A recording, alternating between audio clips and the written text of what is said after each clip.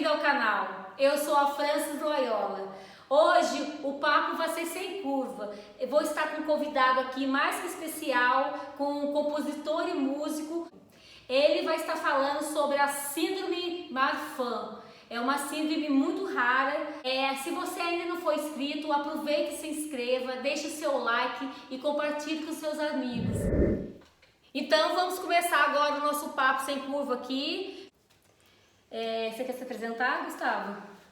Então, eu me chamo Gustavo Junho, igual o mês mesmo, JUNHO. Eu sou compositor principalmente de trilhas sonoras para jogos, para vídeos, etc. E também sou músico, me apresento em casas de show, etc. E professor de música, né? Encantada com ele. Ele estava falando sobre uma síndrome bem rara, uma síndrome de Marfan. Eu, na verdade, nunca tinha ouvido falar dessa síndrome, então achei bem interessante trazer aqui para o canal. Então ele vai estar aqui, uma pessoa que vive isso, né, tem essa síndrome, então ele vai estar aqui falando um pouquinho dessa síndrome e falando também sobre a música. Então você fica até o final desse vídeo, que a entrevista vai ser maravilhosa, muito bacana. Vamos começar a primeira pergunta aqui. O que é a síndrome de Marfan? Então, a síndrome de Marfan, agora eu vou falar um pouquinho técnico, depois eu explico certinho para vocês o que é. A síndrome de Marfan, ela é a falta de colágeno na formação do feto. Então, assim, pela falta de colágeno na formação do feto, acaba que você adquire umas deficiências no tecido conjuntivo, que é basicamente o tecido que compõe o corpo todo, a pele, a formação óssea, vasos sanguíneos, coração, olhos, cérebro. Então tudo isso acaba tendo uma defasagem na hora da fabricação, digamos assim. Basicamente, agora explicando de uma maneira um pouco mais fácil, digamos que você tenha um pão e você vai passar manteiga nesse pão. Você gostaria de ter bastante manteiga para passar no pão, aí você passaria de forma uniforme no pão inteiro. Essa síndrome é como se você tivesse pouquíssima manteiga para passar no pão, ou seja, a camada de manteiga ela vai ficar muito mais fina para poder percorrer o pão inteiro. E é da mesma forma, só que com colágeno. Como o corpo ele tem menos colágeno para poder fabricar o tecido conjuntivo, acaba que ele, tipo assim, ele não pode ficar faltando coisa, não pode faltar o olho, não pode faltar a pele, não pode faltar o osso. Então acaba que ele faz uma camada muito mais fina de colágeno na formação do tecido conjuntivo. E isso implica no quê? Implica em diversos sintomas. Como eu falei que o tecido conjuntivo é o tecido do corpo inteiro, você acaba tendo sintomas em diversas partes do corpo. Por exemplo, a visão. Curiosamente, o Marfan, inclusive, é descoberto, na maioria dos casos, tipo 95% ou para mais dos casos, é descoberto por oftalmologistas, porque acontece o fenômeno da luxação do cristalino. O que é o cristalino? O cristalino, ele é como se fosse a lente focal do seu olho. E quem tem Marfan costuma ter, por volta dos 3 anos de idade, um inchaço dessa lente, de forma que ela fica parecendo uma bolha. Antigamente, era necessário fazer a remoção do cristalino. Então, por exemplo, eu, que sou um desses casos de antigamente, que tive que remover o cristalino, eu não uso óculos por miopia, nem por astigmatismo, nem por nada. Realmente, eu não tenho a lente focal do meu olho, então eu preciso de uma lente para fazer o foco, né? Hoje em dia isso já é solucionado de outras formas. Eu sei que eles dão uma injeção lá que o cristalino volta ao normal. Também outro sintoma é na parte cardíaca, coração. Você costuma ter problema nas válvulas, as válvulas costumam vazar sangue, né? Como por exemplo o prolapso da válvula mitral, que é uma válvula cardíaca, que ela é responsável por segurar o sangue e soltar, segurar e soltar. Acaba que ao invés dela segurar, a argolinha dela que segura, ela vai para dentro, o que significa que vaza sangue por esse vãozinho que está passando aqui, ó. Outras coisas, Também existe o sintomas cerebrais. Ainda não são muito bem diagnosticados, assim, tipo, quais são os efeitos que o Marfan gera no cérebro, mas você pode esperar coisas como, por exemplo, déficit de atenção, ou até algum problema comunicativo, alguma coisa assim que pode ser gerado, mas não sabem especificar assim, ó, esse aqui é o problema gerado no cérebro pelo Marfan, entende? E, Gustavo, com quantos anos a sua família teve esse diagnóstico? Então, a minha família teve o diagnóstico, como eu disse, que a maioria dos casos é feita pelo oftalmologista, foi também aos 3 anos de idade pelo oftalmologista quando eu tive essa luxação do cristalino que eu acabei de mencionar. Aí já foi diagnosticado, com certeza, que era isso que você tinha, essa síndrome de Marfan. Não foi certeza, né? O oftalmologista, ele falou assim, olha, é muito provável que ele tenha Marfan, porque é muito raro isso acontecer com quem não tem Marfan. Então ele já me aconselhou a ser encaminhado para um cardiologista, e esse cardiologista sim bateu o martelo ali, olha, ele tem Marfan. E como é conviver com essa síndrome? Conviver com essa síndrome é uma coisa, basicamente é uma coisa normal. Eu tenho uma vida normal, tenho as limitações, mas são limitações que assim, eu sempre tenho por onde escapar dessas limitações. Então, por exemplo, eu não posso fazer muito esforço físico, é só eu trabalhar com algo que não dê muito esforço físico. Eu tenho um desvio na coluna por conta do Marfan, um desvio até bem grande na coluna por conta do Marfan, então eu não aguento ficar muito tempo de pé. É só eu não trabalhar com algo que eu fique muito tempo de pé. Agora, a pior parte dessa síndrome em específico é porque é para você ser classificado como PCD. Essa síndrome, PCD, é pessoa com deficiência, né? São as pessoas que elas têm os benefícios que o governo, os auxílios que o governo dá para deficientes. Então você tem direito a vagas, etc. Quem tem Marfan, curiosamente, apesar de ter deficiências em todas essas outras partes do corpo, não consegue ser classificado como PCD, porque no Brasil não considera-se PCD quem é diagnosticado por cardiologista.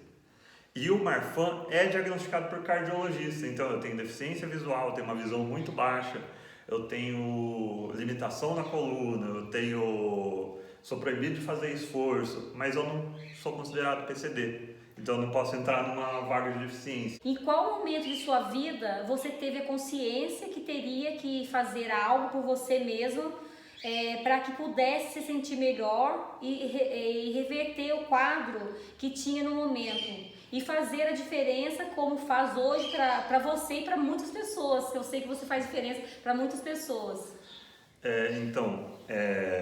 Quando que eu senti assim que eu precisava fazer alguma coisa, né? Foi principalmente na pré-escola já, na pré-escola não, na primeira série, quando, por exemplo, por eu ter esse problema visual, a minha mãe se preocupava muito. E por ser uma síndrome completamente desconhecida, né? Não completamente desconhecida, mas muito pouco conhecida. Cortando um pouquinho você, olha, realmente para mim não conhecia essa síndrome, foi surpresa quando você está falando, eu não conhecia, nunca ouvi falar nessa síndrome. Aí sim, quando eu cheguei em casa, aí eu fui pesquisar, aí fiquei sabendo por você ali, você com a sua explicação, e em casa, cheguei na internet e fui pesquisar, porque eu nunca tinha ouvido falar. Então eu acho que muitas pessoas como eu leigo nesse caso. Então, como ela disse, essa síndrome, ela realmente assim, ela é muito pouco conhecida. Até, se eu não me engano, a estatística é de 1 em 100 mil, alguma coisa assim. Mas quando que eu soube que eu precisava fazer alguma coisa, assim, que eu precisava me mostrar com alguém capaz e etc. Foi principalmente na primeira série, quando já sabia escrever, etc. E por conta dessa preocupação, dessa superproteção da minha mãe, ela fez com que as minhas provas fossem ampliadas. E é tipo assim, eu conseguia ler normalmente. Com o óculos eu conseguia ler normalmente. Então não necessitava de provas ampliadas. Então começou a vir aquelas provas com umas letras assim, tipo fonte 40. A partir daí, de quando eu comecei a receber basicamente um jornal, enquanto todo mundo estava recebendo uma folha 4 normalzinha assim, eu estava recebendo um jornalzão desse tamanho na minha mesa para fazer as provas. Aí eu comecei a estranhar, né? Por que eu estou sendo tratado diferente de todo mundo? Aí depois, no ensino médio, aconteceu de novo, e é tipo assim, também na educação física, né? Os professores falavam assim, não, você fica sentado lá, basicamente me obrigava a não participar, mesmo de coisas que eu sabia que eu podia participar.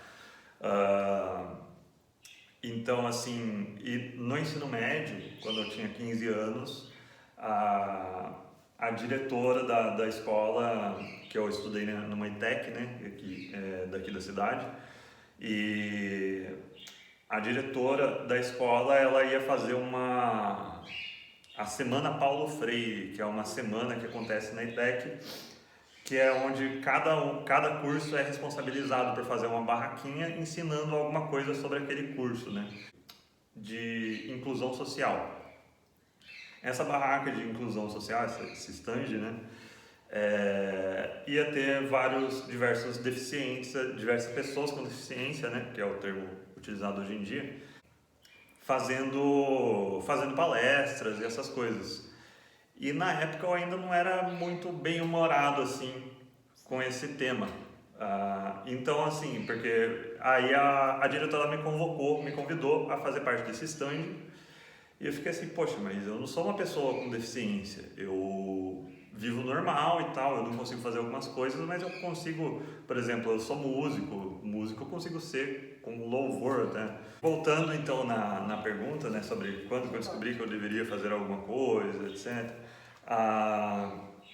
Como eu disse, eu era um adolescente nessa época e eu me revoltei em ser tratado diferente.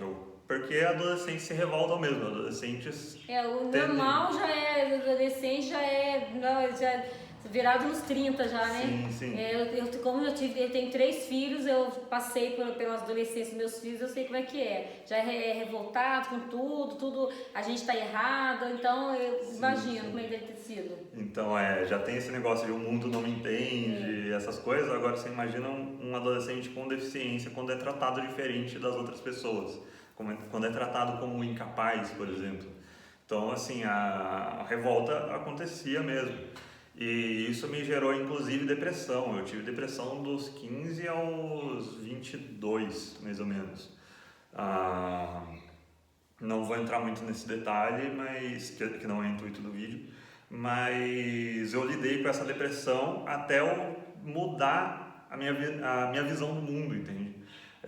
E quando eu consegui mudar essa minha visão do mundo, eu consegui me livrar dessa depressão, dessas frustrações que geravam essa depressão.